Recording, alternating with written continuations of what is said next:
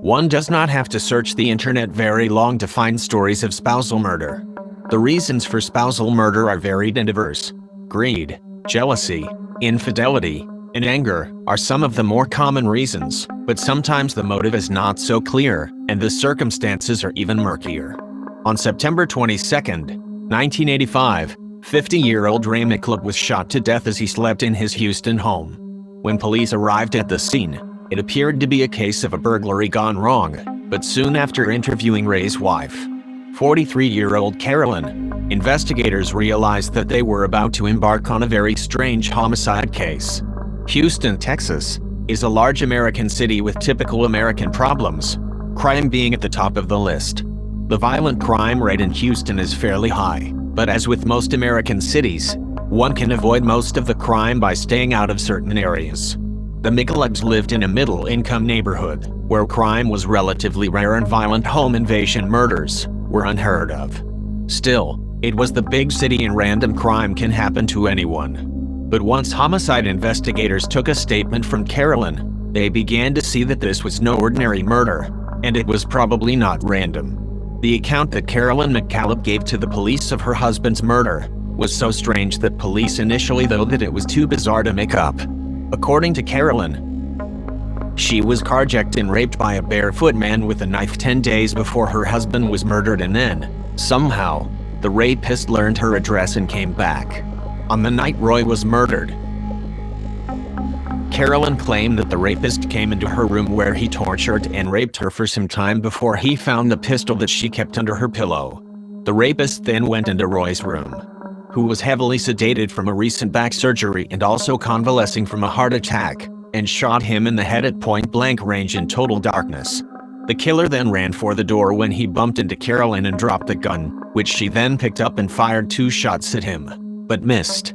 Obviously, the story had more holes in it than a slice of Swiss cheese, but the inconsistencies continued to pile up and cast even more suspicion in Carolyn's direction. The first question that police asked Carolyn was why she did not report the rape and carjacking that supposedly took place 10 days prior to her husband's murder.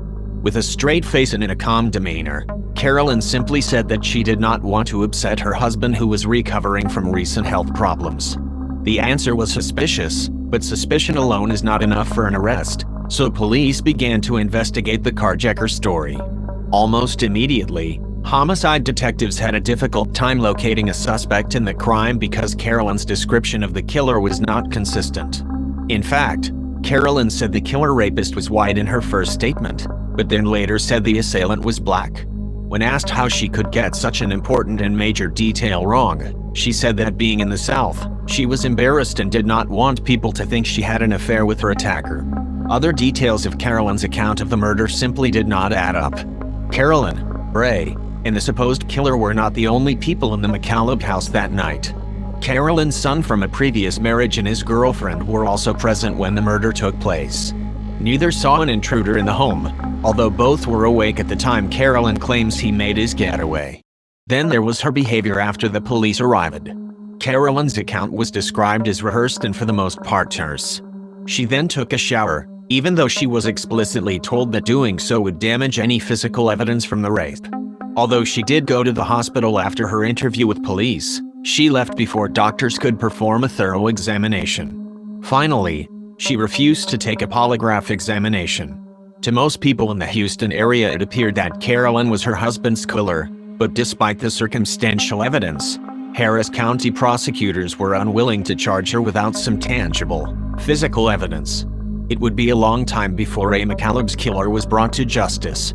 As the years after Ray McCaleb's murder turned into decades, the case slipped out of the minds of most Houstonians, but the Harris County prosecutors did not forget.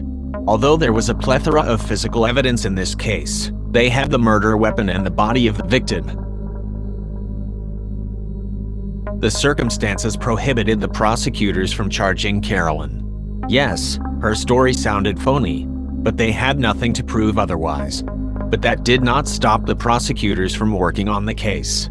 A succession of prosecutors continued to quietly keep the case open, and they were not looking for the mysterious barefoot rapist. Carolyn was the authorities' only suspect from the beginning, and as they researched the woman's past, They were astonished with what they found. It turns out that Ray was Carolyn's 8th husband, and she was still legally married to her 7th when Ray was murdered. It turns out that when she left husband number 7 for Ray, she took the unlucky guy's $4,000 tax refund check for good measure. The information was enough to get Carolyn charged with bigamy, but was still a long way from homicide. Further investigation revealed that Ray and Carolyn were only married for a year and a half, and that Carolyn was the sole beneficiary of his estate and insurance policy. Carolyn clearly had a motive to murder Ray.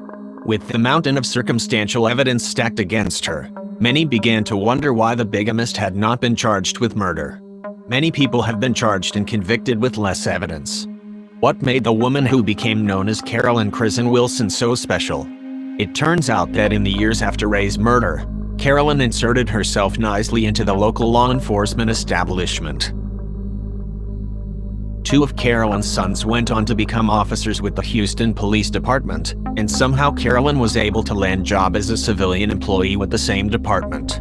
No doubt Carolyn's connections with the police department were a mark in her favor, but they ultimately did not stop Harris County prosecutors from charging her with murder in 2008. The charges were big news in the Houston area, and the ensuing court proceedings proved to only add to what was becoming a tabloid television-type atmosphere surrounding the case.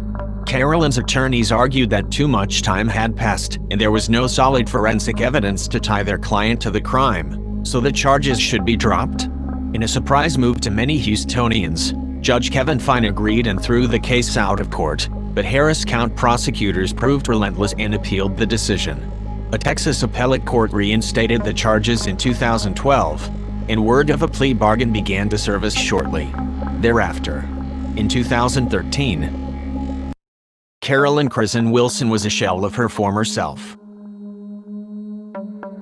Frail and suffering from Alzheimer's disease at the age of 71, prosecutors came to a deal with Krizan-Wilson's attorneys.